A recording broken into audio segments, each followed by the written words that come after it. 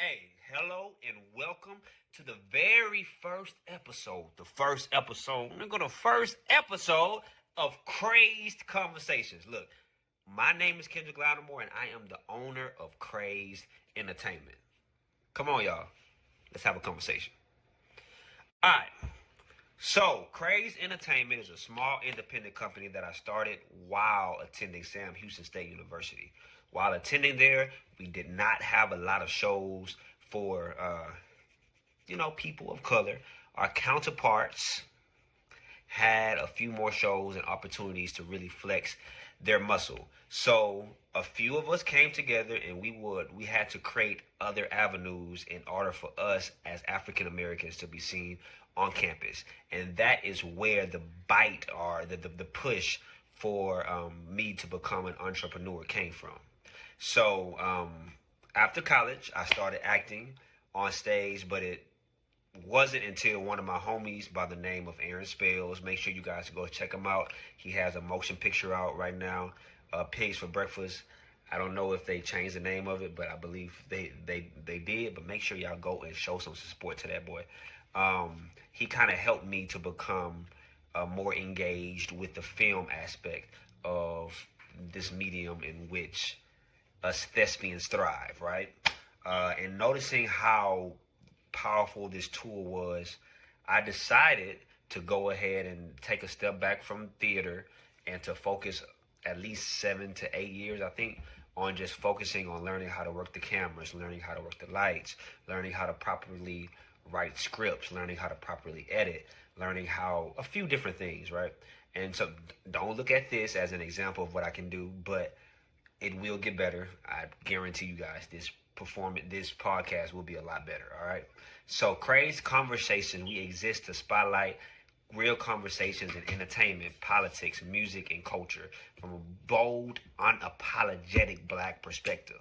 So if you're into storytelling, purpose, and power moves, you are in the right place. Crazed Conversations. All right, guys, so how this is going to go, right? I'm going to talk about 4 different topics. Each week, there will be different topics. The topics that I'm going to talk about today, they're going to be film, theater, a little bit of gossip on the sports side, and then I'm going to give my opinion, right, about something that I've experienced and what my opinion is about that, right? So the first thing that we're going to talk about is film. All right, guys, so let's talk about film, right? And more specifically, what it means to build as a Black filmmaker in spaces that weren't made for us, right? So the very first person I want to talk about is Ryan Coogler, the fucking GOAT. I don't know if I should say the F word, but the GOAT, right? So this guy, he just signed a groundbreaking deal with Warner Brothers for his latest film, Sinners, all right? So this just isn't another movie. It's a bold, original movie that is set in the 1930s Mississippi. It blends the supernatural aspect with the profound cultural themes in which we understand, right? So what makes this deal so different and more important than any other filmmaker that has came before him, right? So Coogler, what he did was he secured full creative control over the project, right? And so what that means is he gets a share of the box office revenue before the studio even turns over a profit. So usually the studios, they'll want to turn over a profit before they will start paying the director of the film. But what he worked on was being able to turn a profit before the box office came out, right? So now this is a rare arrangement in Hollywood. The level of autonomy and financial participation, it is unheard of, right? Especially for Black filmmakers, right? So perhaps most notably, right, Coogler negotiated a clause that grants him ownership of the film's rights after 25 years after its release, right? So this means by 2050, the rights to Sinners and any sequels or remakes, his estate gets full control over that. So his kids will be able to eat off of this, right? So the film itself is a testament for Coogler's vision. It stars Michael B. Jordan, one of the other GOATs, And it explores themes of racial violence, black resilience through the lens of a supernatural thriller. So the movie has been out and it has garnered a rare A in the cinema score, right? This is the first horror movie in 35 years. The first horror movie in 35 years. And it opened up the box office grossing over $63 million in revenue. Right? And he doesn't have to sell. He didn't have to sell out, and he retains that intellectual property, which is one of the dopest things ever, right? So this new wave that Coogler has created, or he has embarked on, it's sending a powerful message through the industry, right? It's saying that we as black creatives can tell our own stories.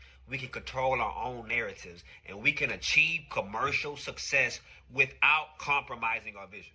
Now let's wrap that bad boy back around to Houston, Texas, right? So here in Houston, Texas, we might not have the same studio backing, and we don't have the same opportunities, right? But there are a lot of programming. There's a lot of things that we can do that will help us garner financial stability for us to be able to produce movies, right? So you can look at the Texas Moving Image Industry Incentive Program, which is a TMIIP.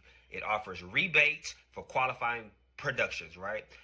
We have organizations like the Houston Arts Alliance and the Austin Film Society. These all provide grants for local filmmakers, right? But beyond the funding, beyond all of that, you have to get around like-minded people. We need a community, right?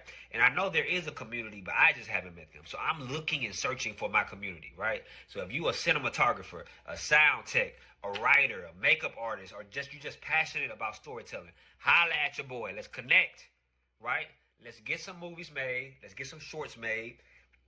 Let's sell these to some production companies, or let's maintain our own creative freedom, and let's put these things in Sundance festivals and different programming around the country, right?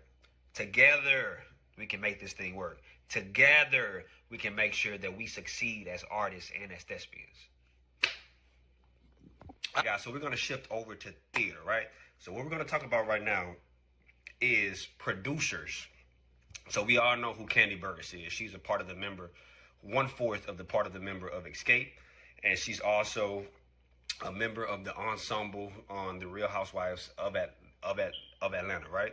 So she has made significant strides on Broadway, right? So her latest venture, she's co-producing Othello, right? And this show opened up with 2.8 million in a single week during previews, right? So it's making it the highest grossing play in Broadway history. But her journey didn't start right there, and it wasn't overnight. So she started acting on Broadway with Mama Morton in Chicago. Then she went on to produce Thoughts of a Color Man, which is a dope ass play. If y'all haven't get it, dope ass monologues, actors, dope monologues in that book. Make sure y'all go check it out. The Piano Lesson, she produced that in 2022. The Wiz in 2024. And then, so, I mean, it's just showing that it's not overnight success, right? She has worked her ass off in order to get here. And hopefully, my girl gets a Tony based off of this, right? So let's draw an inspiration from Burris and her trajectory on her own theatrical journey. Let's talk about going from Houston to Broadway, right? So I have this show that I'm currently writing. I'm on page like 45 of 90. I'm doing a musical and a straight version of it. And I'm trying to figure out how to get that joint, excuse me, from Houston, Texas to Broadway, right? So the very first thing we're going to have to do is we're going to have to secure funding, right? So that's either through crowdfunding, the Houston Arts Alliance, like I said earlier, the Texas Commission of Arts, they all offer grants. Nationally, they have the National Endowment for the Arts and the Sherbert Foundation. These all provide funding for people who are trying to get their shows produced and put up, right? Because it's gonna cost a bag to produce a show, especially for, like, you got to think about costumes, you got to think about the makeup, you have to think about paying people a fair and livable wage in order to even want to do anything for you, right? Because we all know money is made from trees, but it doesn't grow on trees, and ain't nobody working for free, right? So we have to make sure that we are paying these artists a competitive price, right? But beyond funding, man, we have to make sure that you have a profitable team. You have to have a great team of directors, stage managers, set designers, costume designers, right? And they're just understanding the logistical aspects. Because once you put it up in Houston, once the play is up in Houston, then what happens? Well, you have to make sure that it goes from Houston. You can either tour it or you can try to get it to off Broadway. Now, touring helps you with financially, but of course it helps financially, but it's also going to cost you more financially in order to get the set pieces moved, to tour with the actors, housing, food, all of that jazz, right? All of that jazz goes into the touring aspect. But if you're lucky enough to either win a contest or to somehow get your show on off Broadway, that's where a lot of the Broadway producers come to look and see new, fresh material that they want to invest in order to go to Broadway. So, it's a few different avenues that you can take to try to get your show picked up or to get it on Broadway. You know what I mean? But the main thing is finding a producer that is willing to invest in your vision, invest in something that's new, invest in something that's cutting edge, because without those investments, without those stamps, your show isn't going anywhere but staying in Houston. And then you'll produce one show and then produce another show. And what's the purpose of producing all of these shows besides building your resume up? All right, so now we're going to talk about Shannon Sharpe. God, dog. All right, so NFL Hall of Famer and prominent media personality Shannon Sharpe is facing a $50 million civil lawsuit and is filed in Nevada, right? So the plaintiff, identified as Jane Doe, she didn't want to put her name out there from good reason, I'm sure, alleges that during her nearly 2-year relationship with Sharpe, Sharpe committed acts of sexual assault, battery, and emotional distress. The suit claims that Sharpe manipulated and controlled her, threatened physical violence, and ignored her refusals during the alleged assault. Right? So they said it was 2 different assaults. One allegedly happened in Las Vegas in late 2024 and another in 2025, according to Vulture. Now, representing Jane Doe is Houston-based attorney Tony Busby, the same fucker that was after Jay-Z and the same one that's after Diddy. I don't know why he coming after so much. I ain't gonna say nothing, but I just said enough, right? So, Busby has stated, it takes a great deal of courage to stand up against those who have power, fame, and money. I look forward to pressing this court's in case. We're pressing the case in court. I mean, Busby, boss, you're coming after the greats. And I mean, I'm not saying that people don't do wrong things. They need to be reprimanded. But, it's kind of crazy that you're constantly coming after these black men who have influence and power. And it's not looking the greatest for you in some of these case outcomes, right? So Sharpe has a legal team, and his legal team, led by attorney Lanny J. Davis, has categorically denied all allegations, right? He described the lawsuits as blatant and cynical attempt to shake down Mr. Sharpe for millions of dollars. They assert that the relationship was consensual and have presented multiple text messages to support their stance. So after all of this jumped off, Shannon Sharpe hit back. He showed that, hey, me and this girl, we was doing what we wanted to do. We grown. No matter what it was, she agreed to do it. And even in those text messages showed that the Jane Doe was a little bit more, ready to get down with the get down than Unc was. And so, they're going to use that as their defense in court, right? So this case, it underscores the complexities surrounding public figures and the importance of due process, right? Due process is one of the most important things for people who are going through, defendants who are going through these cases, right? And sometimes due process is not always the best, especially for us, but hopefully for Shannon Sharp's sake, that it will be something that is beneficial for him, right? As the leading proceedings unfold more, I'll make sure to keep y'all updated on things like that. All right, now this is the last part. This is my opinion piece, right? So let's talk about friendship. So it's not going to be the surface level kind of friendship, but the deep, soul affirming connections that kind of stand the test of time, like your brothers. You know what I mean? It don't have to be your blood brothers, but the brothers that you take on as brothers, the people who you walk with, your sisters, your friends that you might have met in college and had this sincere connection with, right? For me, friendship is the cornerstone of any successful person. Without a good core, solid friend group, it is very hard for people to excel and to be who they're truly meant to be, right? These bonds as friendship, we all know that they sometimes outlast romantic relationships. I have friends that I've been friends with for over 15, 16 years, and you know, they're not changing. Some of our friendship is longer than a lot of relationships that they've been in. And so, you know, it's refreshing to find friends that you can connect with, and it's not based on anything but strictly connections and really understanding each other and wanting to see each other win and wanting to see each other grow. Right now, I'm a loyal person. As a friend, I do stand with you, regardless of other people's opinions or their experiences with you, or, you know, because I mean, look, I ain't the nicest person. I know people have bad stuff to say about me, just like I probably have bad stuff to say about them. You dig what I'm saying? I'm not saying that I walk around and I'm the perfect example of what a friendship should look like, but I am loyal and I will stand with my friend 10 toes down.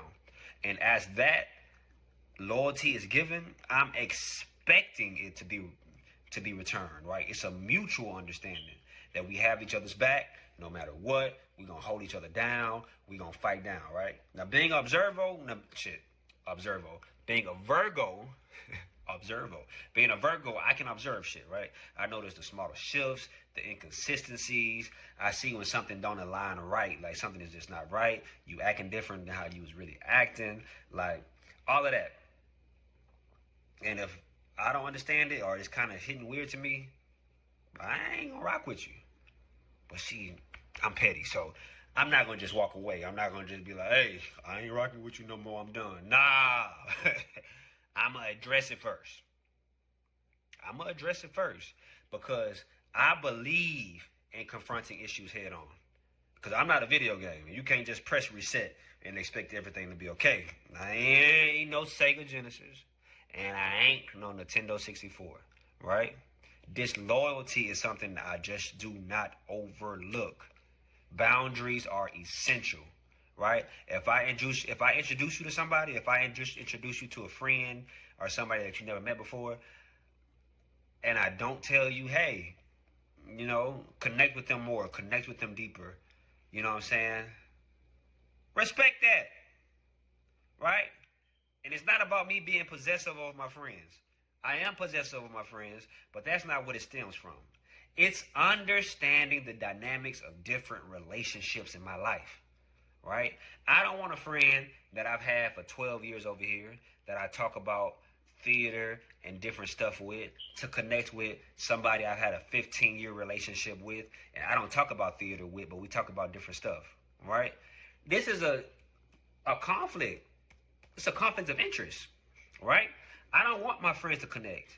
If y'all were meant to connect, y'all would have connect outside of me. Now, if it is a situation where I feel like I can build my friends and I'm connecting you, I'm like, hey, bro, this is a good connection for you. Like, hop on that. Like, you know what I'm saying? I'll let you know that. I'm going to tell you. I don't need you to connect with my friends behind my back. I don't like that. I don't think it's very becoming.